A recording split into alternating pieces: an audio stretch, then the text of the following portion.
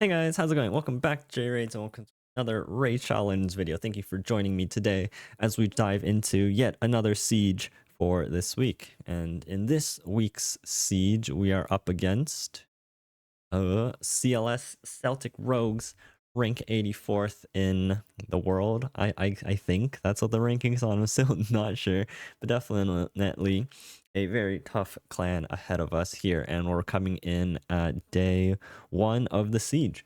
So far we've made our way up to the Stronghold. Our opponents have done the same, and so I think we're in a fairly even spot right here, especially for things like points. But in this first day, I do want to highlight show one thing off, and that is I was able to partake.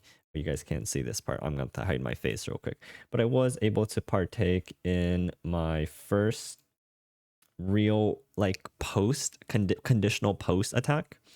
So for those guys who do know, we'll talk about it here first. But I was able to partake in the attack champions conditional post. And for those of you guys out there, it's like, well, okay, so what?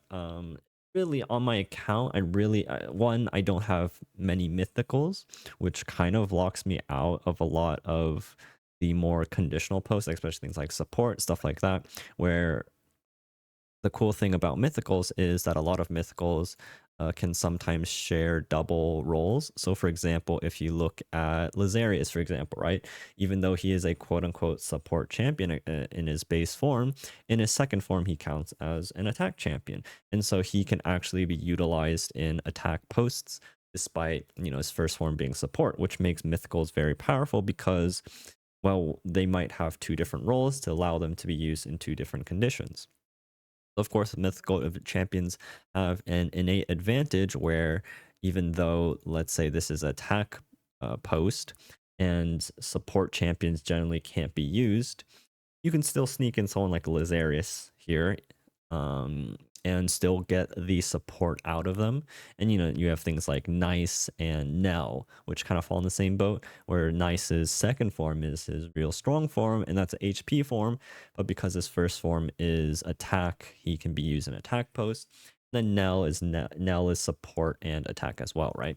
So because I don't have any mythical champions that really can do that, I have Crixia, I have Galathir, and they're both just support. So my mythicals just really don't fall into this boat of being able to be flexed. And so when it comes to conditions, yeah, I don't have many of the mythical champions. I don't have any of like the faction unity champions.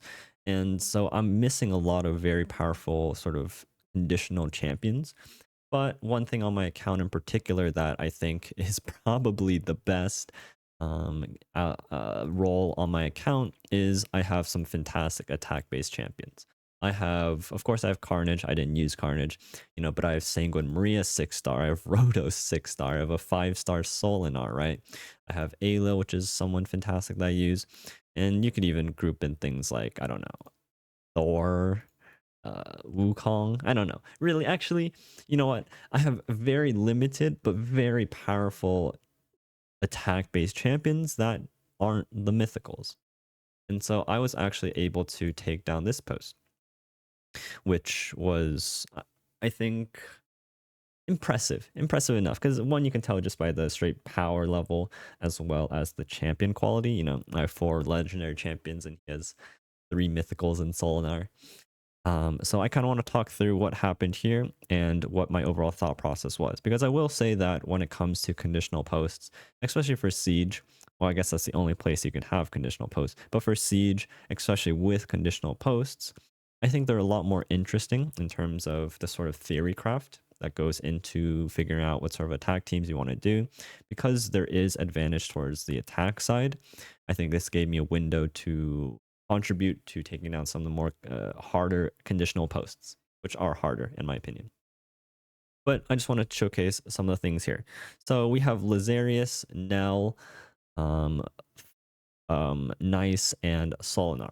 So my thought process here was I wanted to immediately take out the Solinar, and I could do that using my Aelil. And so I needed a few questions asked. And this is where, having a nice clan coordination comes in, right? So someone before me did attack this post, and I was able to get some information out of it. So for example, one of the big things is whether these guys are in Mercurial, how fast are they going, what sort of abilities do they open with, right? So for example, Nell and Polnar were in Stoneskin.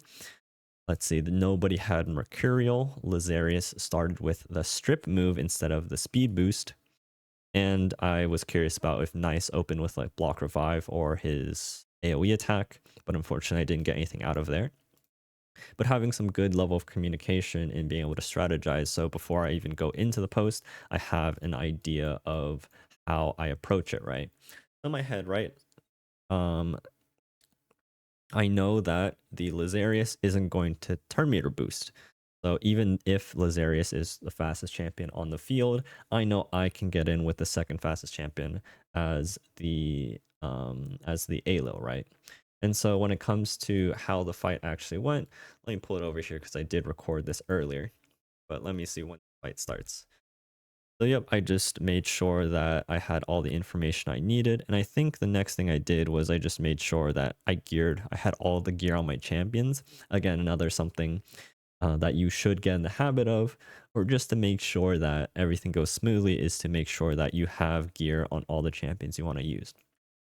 In this case, I did want to strategize a little bit because I had an idea of the 4 champions I wanted to bring in. I ended up bringing in Rhodos, Maria, Aelil, and Solinar. Solinar is good against the Nell.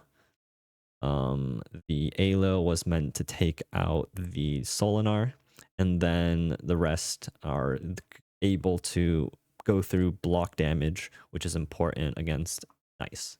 Oh, but one more piece of information from the Nice, actually. He mentioned that the Nice went straight into the A2 instead of the block damage. So this is very critical. So I have 3 very critical pieces of information from my clanmate who was unable to take it down, right? I have what gear sets they have. Very critically, are they in Stoneskin? Do they have Mercurial? I have the opening move for Lazarius, whether it's a speed boost or a strip. Super important to make sure that I can think about how the ordering of turns go.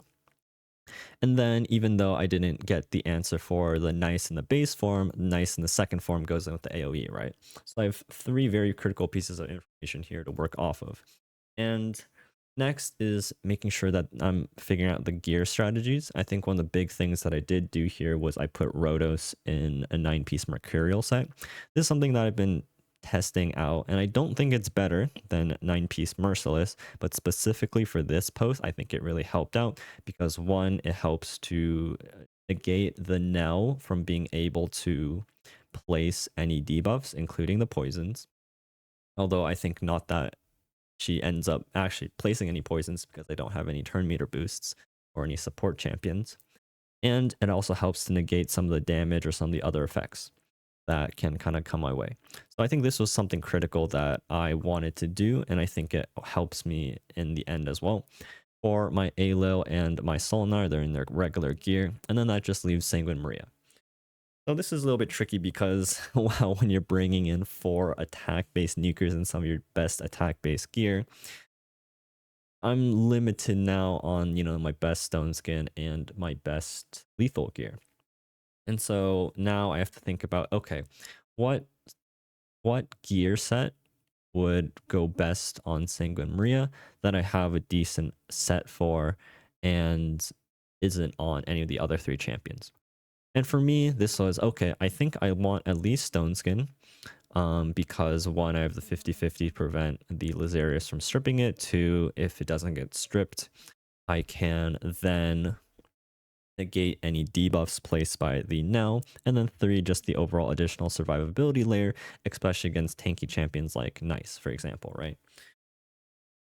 The other consideration for bringing Sanguine Maria in is because of her passive. Whenever an ally is revived or whenever an enemy is revived and Maria is dead, she also gets revived on the field as well. So against specifically the Nice, this was also going to be a little bit of a shout out. So again, this is something that I've been playing around with and thinking about. Okay, if I'm not putting her in a 9-piece Merciless, which I could, and I think it's a decent opportunity, but I needed the extra survivability of Stone Skin. And then, well, Lethal is good overall as a good set, but maybe I don't have the right next pieces for her because, I have 3 other attack-based champions on it. And it really doesn't provide all that much because her big hit ignores 99% of the target's defense anyways. So I actually wanted to put her into what I thought was a very interesting move, and that's a 4-piece Stone Skin as well as a 4-piece Swift Parry. And so this will give me the extra survivability. So in case, I get the nice into form 2 and he tries to kill my Sanguine Maria, I have the 50-50 chance of negating the revive, right? And so I have all the information I need. I have all the gear, all my champs, and now let's take a look at how the fight pans out. And I'm really proud of the sort of planning here because I do think that everything kind of lines up as answers for what I want, right? I have, oops, sorry. Again, I have the Alil to take out his Solinar. I have Solinar to protect myself against the Nell. I have the Sanguine Maria and the Rotos to go through block damage if needed from the Nice. And then I have a 9-piece Mercurial set as well as a Swift Parry set in order to be more tanky against the Nice and trying to prevent some revives. I think I have a very coherent strategy going into it, and then but like this is never going to be a team that I will ever play in any arena setting. And I think Siege has that interesting opportunity of gameplay that allows you to do silly things like this, right? When are you ever going to see these 4 champions put in a team together? Now let's break down what kind of happens in the play-by-play as we jump in. I'm nervous because Solnar is one of my best champions. I use him in my arena teams, and I need him to take down some of the stronger teams that might be in the Stronghold. So if I don't win this fight and I have to rebattle and use my Solnar a second time, that's him out of the equation for the rest of the siege, right? So it really does matter getting your wins in, not less so just because like the rebattle scrolls, I never really use up all of those, but really specifically locking myself into playing some of my best damage dealers when it comes to attack-based damage dealers. And if I need to reuse them, that's kind of disastrous, right? So one thing that I was unsure about was just the overall speeds.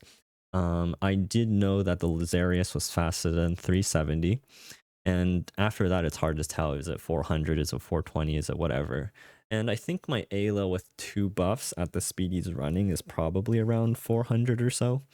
Of course, my opponent has a speed aura. So it looks like I did not get the first turnout, but I think that's okay. So Lazarius goes in with the strip, just as expected. And I was a little bit unlucky here that he was able to strip my feral set. So I did get the block buffs on my Alo, which is a little bit unfortunate, but I think that saved me from getting poisoned from the Nell. So maybe it's a blessing. Actually, I'm not sure how that works. I'm not sure if the Nell will poison my Alo for stealing buffs from other people. Either way, it didn't actually matter, but I did get a random counterattack there from the Alo. And then so my Alo does go second, right? Because my Alo is running at roughly 400 speed, give or take. And I know that the Lazarius wouldn't open with the speed boost. And so that was one consideration in my gearing, where did I need to bring in a Volcardia card? Did I need to bring in a shield set to give my Alo another buff? In this case, it panned out where I didn't need to because I had the information that the Lazarius wouldn't speed boost, right? And now my Alo is going to come in to do what he's going to do, which is to take out the Solnar with A2.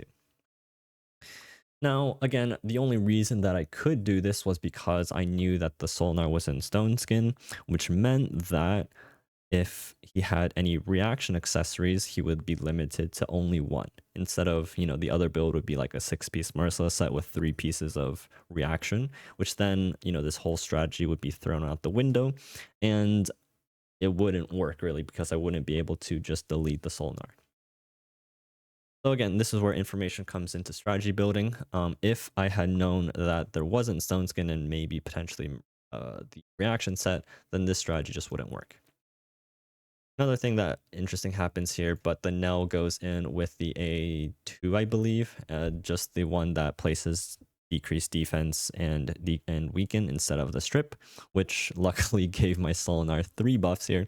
I got increased attack and shatter, of course, are some of the best damage dealing ones. So very lucky in terms of the debuffs or the buffs that I land here. And then my Maria goes in here. It's a little bit interesting what I want to do. Actually, no, I will talk about what I want to do. So my goal here is to proc the nice passive. What I want to do here is, because nice in his secondary form scales off of how many dead units there are on the field, because right now there's only one ally dead, if I'm able to proc Nice's passive and he goes into second form, this will trigger a counterattack from the Solinar, and then because there's only one ally dead on the field, he won't gain as many stats, and so I have a pretty high likelihood of, if I'm able to proc his passive on my Sanguine Maria turn and kill him here, then he'll die, right? So that's the consideration. So I want to go in with a double turn and then go in with the A3. I probably could have A3 right now. Actually, that probably would have been better if I just went in with the A3 there, or the A2 there. Or maybe it wouldn't. I don't know. I would proc the A3. I would proc his passive and potentially just kill his whole team. I think that was a potential opportunity, but I don't know why I didn't just A3 or A2 there. Most likely I would have proc the passive, but I think that's something I could have done. Either way, I don't get the second extra turn, and the Nice goes in with his AoE and kills my Alo, unfortunately. But I think this actually works out, and I'll tell you why in a little bit. But anyways, I don't get the extra turn, and I lose the... Oh, look at that. And I lose the Alo. Now, the next unit to take a turn after the Nice is going to be the Lazarius. The Lazarius goes in with his speed booster, and that triggers the counterattack from Solinar. So that also denies the revive that might have come out from the Lazarius, and this triggers the passive of Nice as well. Now we know that Nice is going to go in with his Murder of Crows, as we see here, and look at what happens here. So a few things happen, right? So first of all, I didn't have any total guard stacks on the who's this called, Rhodos, but because of Rhodos's passive, he can't get one shot, right? So even though he gets stunned, he only takes 19,000 damage. Another thing is to look at the Maria. Look how much damage the Maria takes. Sorry, I skipped back 10 seconds. But look how much damage the Maria takes. You know, she looks fairly squishy, and this isn't even a weak hit. Look at that. She takes less than 2,000 damage from the Nice. And what happens here is, because, well, this is the third hit that she's taking, right? We have, if we count, we have the, right? The, oops, sorry, where am I going? If we count, we have the first hit coming from the Lazarius, right? So this is Lazarius. This is one hit.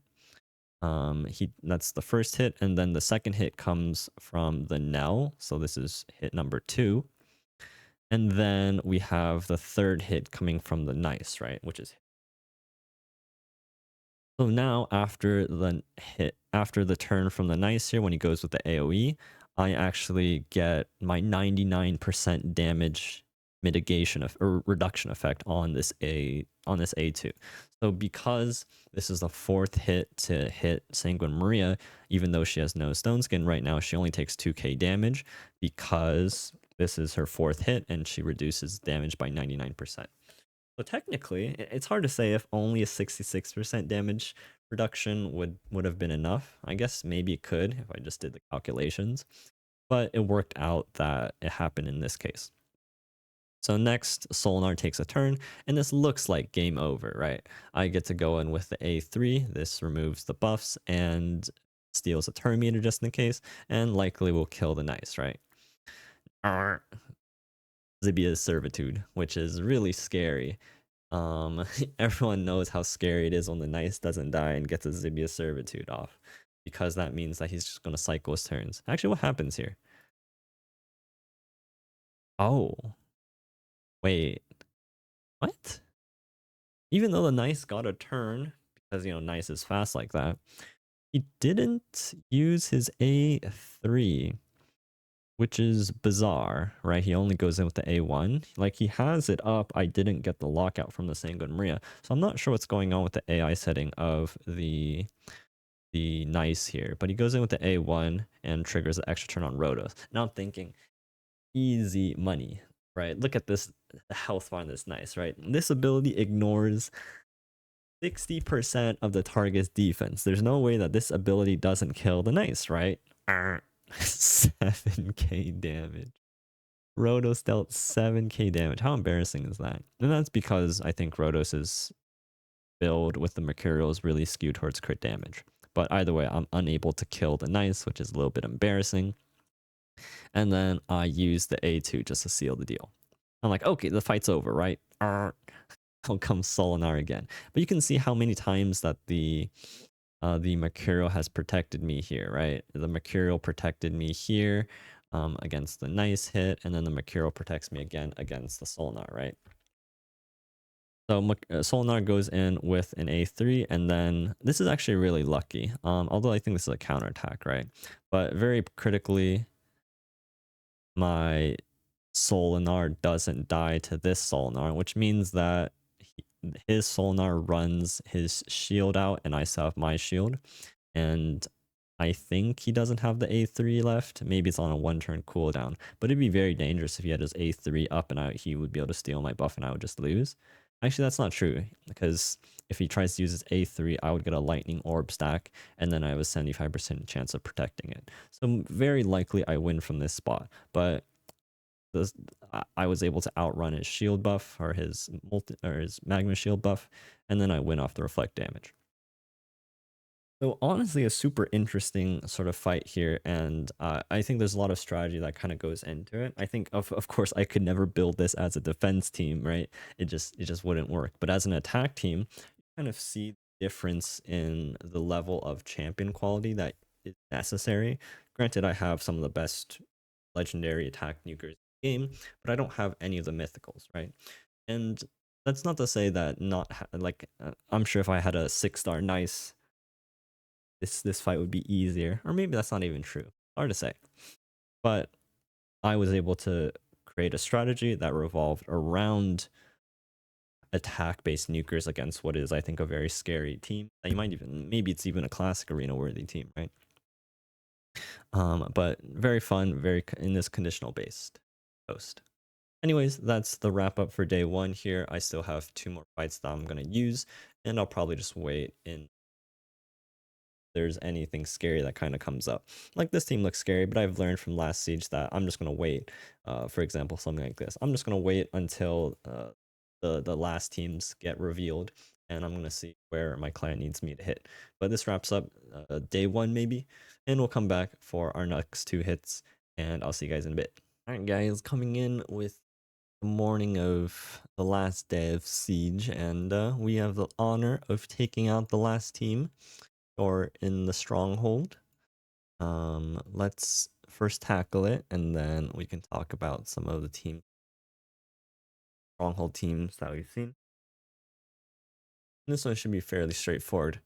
They just have a speed booster into a lockout into 2 nukers, and so we're just going to come in with our classic lineup here, and it should be a nice, easy little lap to take. There's no Stormcaller that I know of. And as long as we don't get unlucky with our protected block damage on our Solinar, this should be fairly easy. So let's jump into it. And worst comes to worst, I'm sure we have some backup strategies if we manage to lose this one. So there shouldn't be anything too much here. We are coming in with the live commentary here. Oh, it doesn't go with the speed, but that is okay. Because I know there's no Stormcaller here, and we did end up with protected block damage. And no speed booster means that guys don't get to go before me. Marius opens with the A3. What's it called? Is it A3? Yes, or is A2 rather. Oh. Ooh, we want to be a little bit careful. I mean, it's not the biggest deal if end the fight a little bit because the big friend gets a team revive off, but nice if that didn't. Okay, we're just gonna try to. Oh, okay. Well, never mind. All right, we're just gonna extend this out a little bit. I think I can just go in with this. He only has lightning cage here, and so this shouldn't be big of a deal. Although it would have been nice if I got the strip on the block damage here, but this should be fine. Take these guys out, and then yeah, we'll just stun you, and we'll wrap things up after this block damage wears off. I could have flipped over for the strip. Oh, we got it. Nice. All right, so that's the last team in the Stronghold taken out, nice and clean. This is kind of team that poses no big threat to me, but that's going to be the last team in the Stronghold, and let's take a peek at some of the teams within here. Oh, for the most part, I think our clan did fairly well. As you can see, we have some 1-1-1s down the board, so nothing too out of the common. Even here, I think we've had some really nice wins from our clan mates. Even there's a +3 Crixia and a 6-star Terrace Marichka team. Embrace is so good against it. Being able to just kill the Terrace on the reflect damage, and then there's no revive outside of Marichka or the form 2 of Ice. And then 1-1. My clan's been kind of killing it this siege. Like some of these teams look kind of tough, especially this one. Oh, this took 10. Oh, okay. Well, I think that's the quote unquote strongest team so far. But we have classic Terrace Marichka and +3 Predator. Predator always being a little bit of a coin flippy champion. But let's see. I guess this one gave my clan a lot of trouble unexpectedly. I think anyone with like block damage, like where'd the team go? I think anyone with like oops, sorry, where'd it go? I think anyone with like block damage, like a Neve would make this a lot easier. But I don't think many people in my clan have the champion. In the end, it was taken out by a Nell, which is very good into all the turn meter boost that come on from the Marichka, the Taras, and the Galathea, because all of them have turn meter boosts, especially Taras and Galathea on their A1, so that triggers a lot of Nell passives. Outside of that, I think everything else was fairly smooth. The last team that gave a little bit of trouble was this last one here, but as you guys saw, just having some block damage mitigates everything that this wants to do. So I was able to take that down nice and smooth. And then that opens up our clan to go for the mana shrines. Right now we are looking fairly nice. The opponent are still stuck on our stronghold. It looks like they've made their way through most of the teams here. Are they getting stuck anywhere? So they've been getting stuck on this team here. We have another Solinar plus the Noljua. I think our clan just has more Solinars than our opponent, which I think automatically makes us just slightly better. So that team's been stuck, but it looks like they haven't really been trying to hit it much. This team also got the same guy. The same guy lost to 2 different teams. That's a little unfortunate. We got CLS Cactus HD who tried 2 hits here, and I think he also tried 3 hits here, right? So that's his.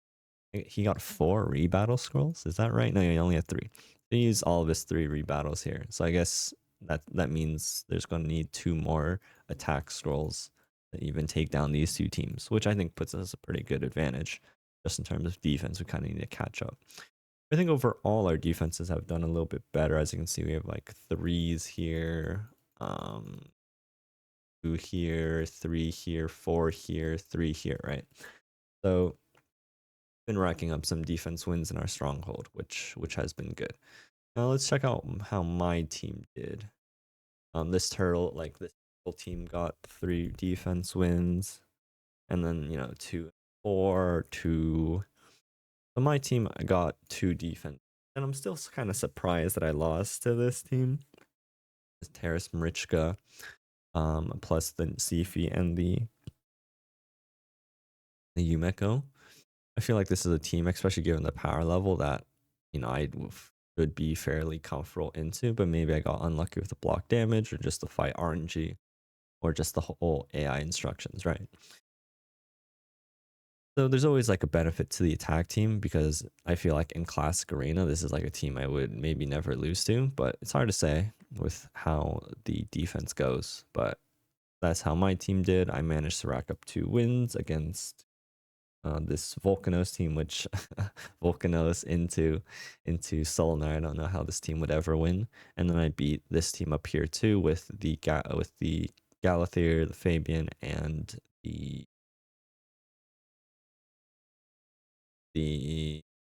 Garrel.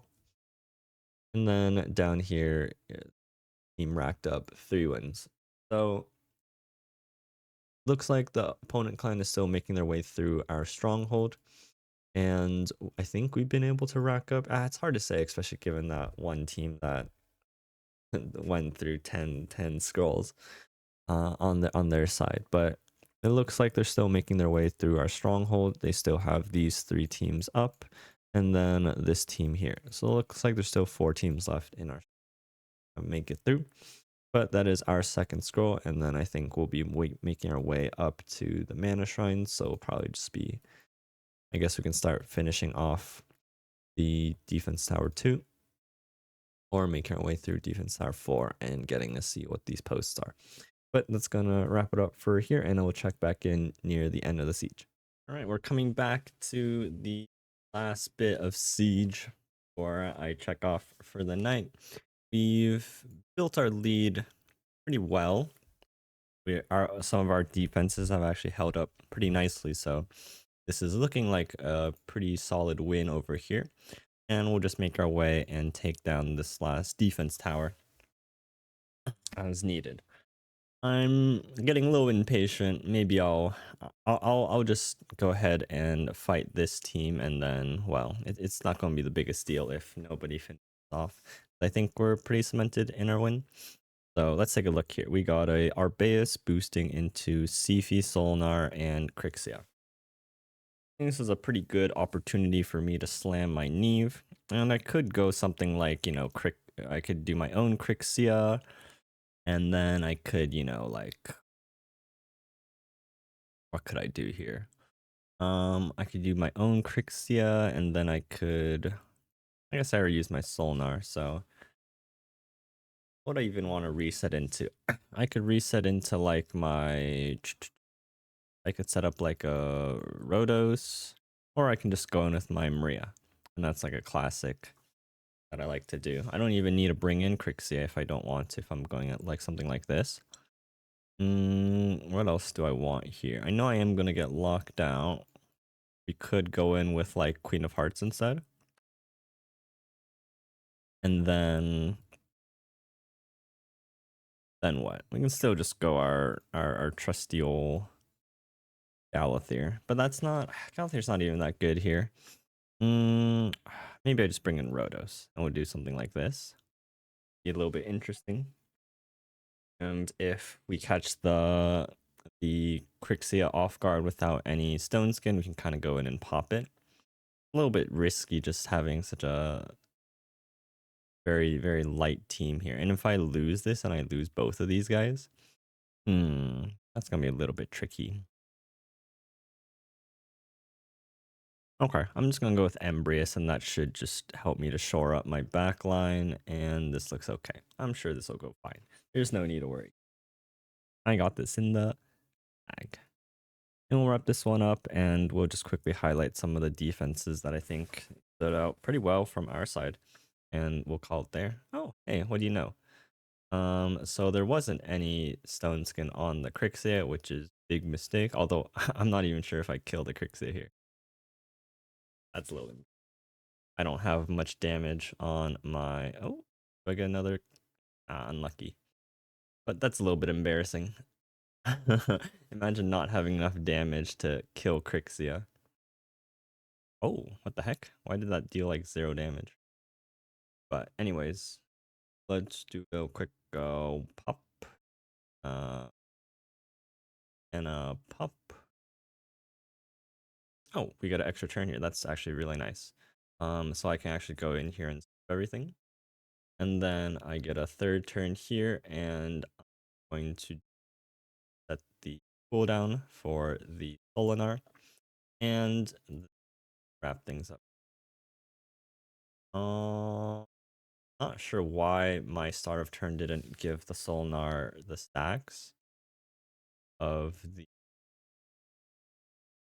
Necrosis, but maybe switching forms here will. Oh, that's so bizarre. I don't understand why the Solinar didn't get his Necrosis stacks, but it looks like it. I got an extra turn. How nice. Oh, and then I can do. Oh, but it's an extra turn, so I won't kill the Solinar here. Let's try to strip the shield then. Nope. Oh, oh, oh. Oh, ho, ho, that was close. Oh my gosh, that was a bit too close for comfort, but I love Maria, man. Maria's so nice. A little bit of a shame that I didn't get the kill on the Crixia, but we took out that team pretty nice and smooth. And then, this last team over here looks pretty doable for anyone who wants to. Yeah. So we should be able to take on the defense tower, and that's probably going to wrap up our siege here. We pretty much took down everything apart from this last mana right over here, and we got kind of stopped by this kind of beast of a Sacred Order team here.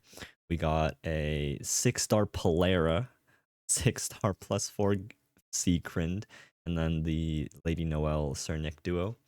So looks like our clan didn't have either the right person on with the Sacred Order, or maybe they used their key already. But it's always important to make sure that these post 16 and 18 have like really strong teams.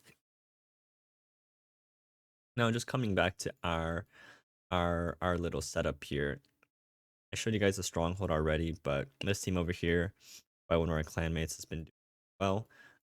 Scored up 6 different wins over here. The now plus Raglan plus Siegfried plus Lazarius combo turned out really, really well, looks like, and was able to rack up quite a few wins across the board, even taking down this team, which is really nice. I'm assuming there's a combination of 9-piece Mercurial Raglan, maybe 9-piece Mercurial across everyone. This is like a comp where everyone could have 9-piece Mercurial, maybe except Lazarius, but depending on it. I think this could be a really annoying comp with 9-piece Mercurial across the board. But I think that's one of our standout defenses. Let's see the rankings this siege and who dominated. Yeah, so Obsidian did really well. And then Vandertobo. I wonder where those racked up. Let's peek into some of here. 1 1 2 1. So nothing too impressive there. This magic tower. This team also is holding out pretty well. Solinar with Hilvi, Marius, and the Den. That's quite cool to see. I wish my defense did a little bit better, but we'll wrap things up here and we'll check back in once we get the results for the siege. And we're back. Conclusion of the siege. Let's take a look at the battle report, and it looks like we were able to take the win over the CLS Celtic Rogues here. Let's claim some of our juicy rewards over here, up here, and we were able to take down. I can't see. Well, we'll see if we can still see the attack, but the Victor chest, bam! This is the real benefit of completing tier 8 sieges. Of course, you get your three pairs of, or your 3 sets. Barrel, let's see. Shadowkin resistant HP, that's not bad. Sylvan Watcher resistant HP, that's like the same thing that in the HP percent. That's not bad. And then, this one is a little bit worse, but is what it is. But the big part is we get, of course, we get 700 clan gold. That's actually a good amount. I feel like I'm always short on clan gold these days. Now that, you know, there's better rewards in the clan shop and we're higher level, we get our primal shard, 2 mythic chaos ores, and we get 50 mythic fragments, 50 legendary fragments, and a bunch of other ones. And that's really the big point of completing a tier 8 siege. But we used up the 50 from last craft, so unfortunately we don't have another 50. I guess we'll just have to wait until we win our next tier 8 siege and get some of those rewards there. But we'll quickly pull epic, nothing really good, and then the 2 rares here to call things off. But hey, two Black Shroud fans. But this was a fun siege. I'm glad our clan was able to pull through. Hey, we got 3 clan relics. That's kind of neat. But I'm happy our clan was able to pull through in this siege, and we'll look forward to the next one. Hope you guys enjoyed, and thank you guys so much for tuning in. I'll catch you guys next time. Peace out, guys, and take care.